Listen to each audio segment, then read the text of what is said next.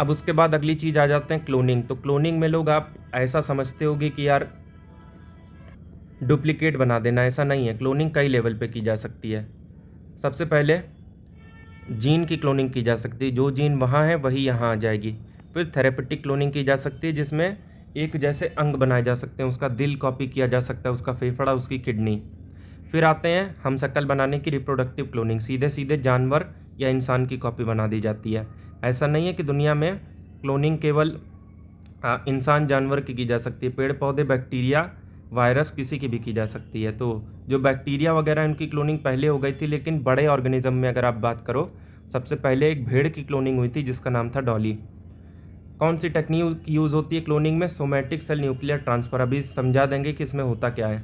पहली बात तो ये ध्यान रखो, पूछेगा कि क्लोनिंग में कौन सी टेक्निक यूज़ होती है, तो सोमैटिक सेल न्यूक्लियर ट्रांसफ़र।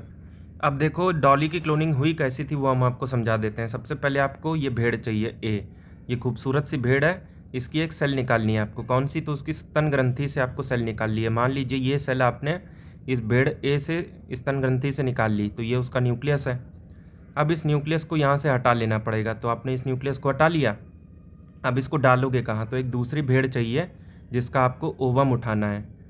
तो ये है दूसरी भेड़ और ये है उसका ओवम और ये है उसका न्यूक्लियस। तो इस न्यूक्लियस को हटा देना है और जो न्यूक्लियस पहले आपने मेमोरी ग्लैंड से निकाला था उसको डाल देना है। तो सिचुएशन कुछ ऐसी होगी, बॉडी सेल आपको ओवम की ही मिली, ठीक, लेकिन न्यूक्लियस किसका ले लिया? पहली वाली भेड़ का। ध्यान रखिएगा न्यूक्लियस उसी का चिपकाना होता है जिसका आपको क्लोन बनाना होता है। हमें क्या करना है?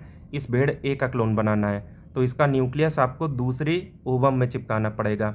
तो ओवम भी तो लाओगे ना कहीं से, तो जिस भेड़ से आपने ओवम निकाला है उसका नाम है बी।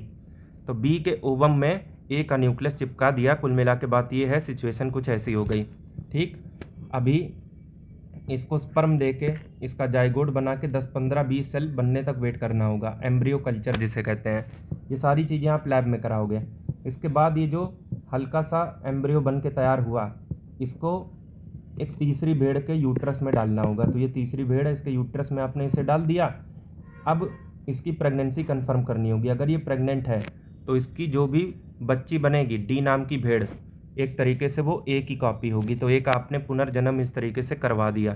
तो क्लोनिंग कुछ नहीं, आर्टिफिशियल तरीके से पुनर्जन्म करवाने की प्रक्रिया होती है।